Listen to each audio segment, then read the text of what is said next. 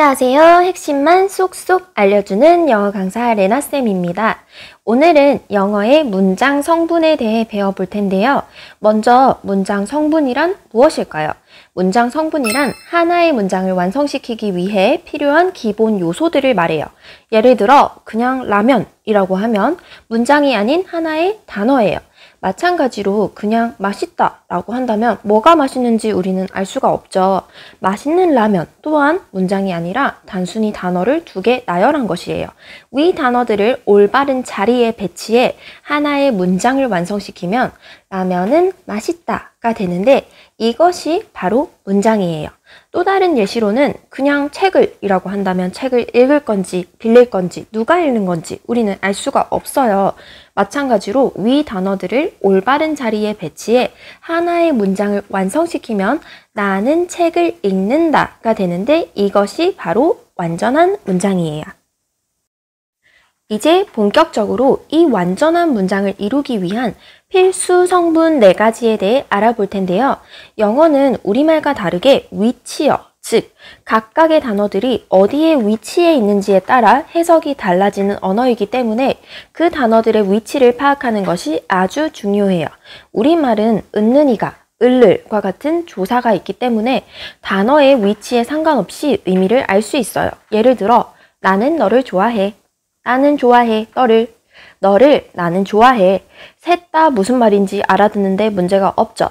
하지만 영어는 I like you 라는 문장의 위치를 바꾸어 you like I you 등으로 만들면 전혀 다른 문장 또는 틀린 문장이 돼버려요. 근데 왜 갑자기 문장의 위치에 대한 이야기를 하냐고요? 우리가 오늘 배울 문장의 필수 성분, 이것이 쉽게 말해 문장의 뼈대를 이루는 성분이자 정해진 자리예요. 단어가 주어 자리, 수러 자리, 목적어 자리, 보어 자리 이 4가지의 자리 중 어떤 자리에 들어갔느냐에 따라 해석이 달라지고 역할이 달라지는 것이에요. 본격적으로 문장 성분 배우러 고고!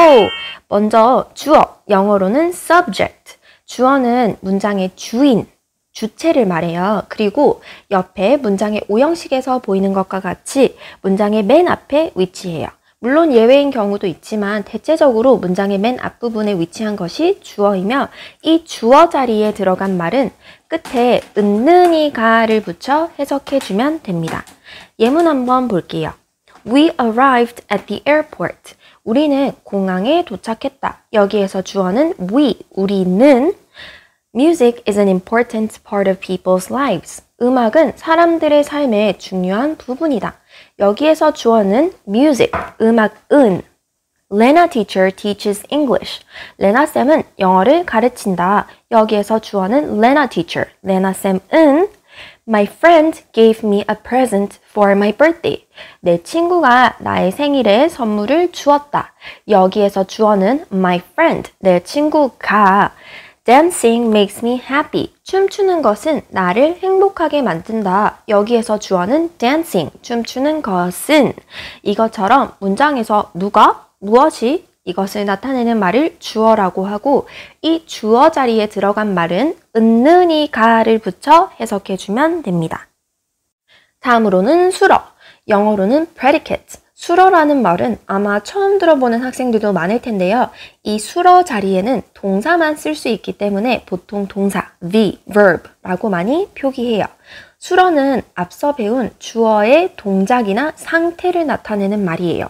동작을 나타낼 때는 go, 가다, swim, 수영하다, drive, 운전하다, sing, 노래하다 등과 같은 일반 동사를 쓰며 상태를 나타낼 때는 am, are, is, was, were과 같은 비동사를 써요. 이 수러 자리에 위치한 일반 동사나 비동사를 해석할 때는 무엇 하다 또는 무엇이다 라고 하면 돼요. 수러 예문 한번 볼게요. The Imjin War broke out in 1592. 임진왜란은 1592년에 발발했다. 여기에서 broke out 이것은 전쟁이나 안 좋은 일이 발발하다 또는 발생하다 라는 의미의 구동사이며 이 문장의 수러 동사예요. Alice is a nice person. Alice는 좋은 사람이다. 여기에서 수러는 is, 앨리스의 상태를 나타내죠. They found treasures in a cave. 그들은 동굴에서 보물을 찾았다. 여기에서 수러는 found. My parents bought me a cell phone. 우리 부모님들이 나에게 핸드폰을 사주셨다. 여기에서 수러는 bought. People called the lady an angel. 사람들이 그 여인을 천사라고 불렀다. 여기에서 수러는 called. 두 번째 문장을 제외한 나머지 네 문장들의 수러는 발발하다, 찾았다, 샀다, 불렀다와 같이 주어의 동작을 나타내고 두 번째 문장은 주어의 상태를 나타내는 비동사가 쓰였네요. 다음으로는 목적어, 영어로는 object. 목적어는 동사가 나타내는 동작의 대상을 말해요. 동작의 대상이라니 무슨 말인지 헷갈리죠? 동작의 대상이란 우리말에 무엇을, 누구를에 대한 답을 말해요. 예를 들어 연주한다, 무엇을, 기타를, 읽는다, 무엇을, 책을, 만난다, 누구를, 나를, 즉 기타를, 책을, 나를 에서와 같이 동사 다음에 무엇을, 누구를에 대한 답이 바로 목적어예요. 목적어 자리에 있는 말은 보통 을를 붙여 해석하지만 항상 절대적인 것은 아니에요. 목적어 예문 한번 볼게요. The cat saw a mouse. 그 고양이는 쥐를 보았다. 여기에서 목적어는 a mouse, 쥐를. The baker bakes bread at 5 a.m. 그 제빵사는 오전 5시에 빵을 굽는다. 여기에서 목적어는 bread, 빵을. Your new dress suits you well. 너의 새 드레스는 너와 잘 어울린다. 여기에서는 을로 해석되는 게 없네요. 아까 말했었죠. 목적어 자리에 있는 말은 보통 을을 붙여 해석하지만 항상 그런 것은 아니라고. suit는 어울리다 라는 의미인데 누구한테 어울리는 거죠? 어울린다 라는 동사의 대상이 바로 you. 그래서 이 문장의 목적어는 you. A stranger approached a child. 낯선 사람이 한 아이에게 다가갔다. 여기에서도 을로 해석하는 게 없네요. approach는 다가오다의 의미인데 누구한테 다가오는 거죠? 다가온다라는 동사의 대상이 바로 a child. 그래서 이 문장의 목적어는 바로 a child. She sent him letters. 그녀는 그에게 편지를 보냈다. 이 문장에서는 목적어가 두 개예요. send는 보내다의 의미인데 누구한테 보낸 거죠? 보낸다라는 동사의 대상이 바로 him. 그리고 또 한 가지. 무엇을 보내는 거죠? A letter. 즉, 이 문장에는 목적어가 두 개나 있어요.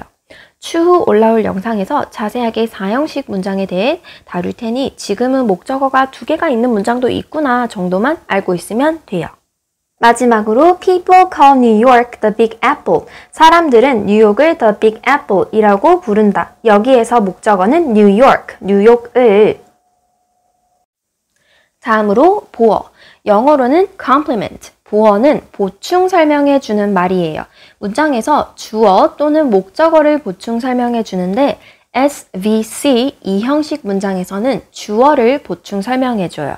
즉 S와 C가 equal한 관계가 성립이 되는 것이고 O형식에서는 O와 C가 equal한 관계가 성립이 되는 것이에요.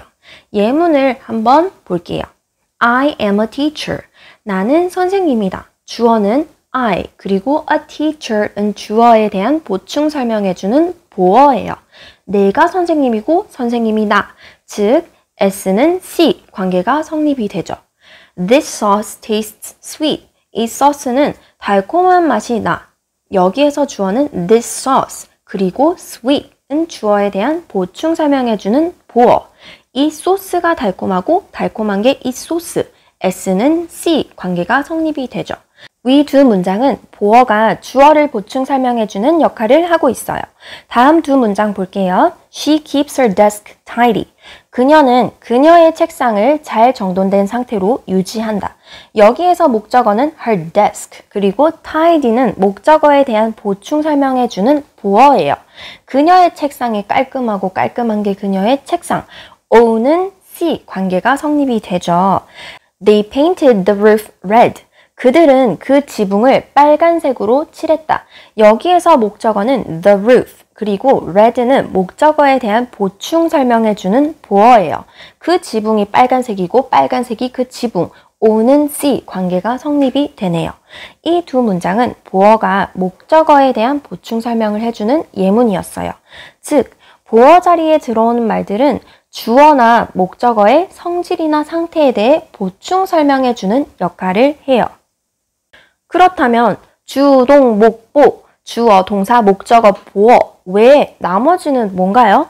그 나머지는 수식어, modifier이라고 하는 건데 수식어란 문장에 있어도 되고 없어도 되는 필수가 아닌 성분을 말해요.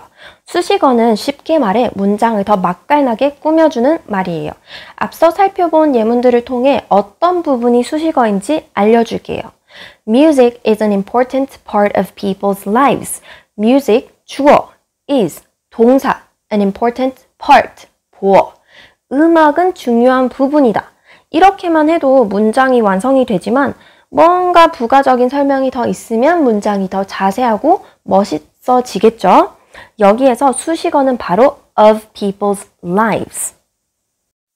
다음으로 The Imjin War broke out in 1592. The Imjin War, 주어, broke out, 동사, 임진왜란이 발발했다.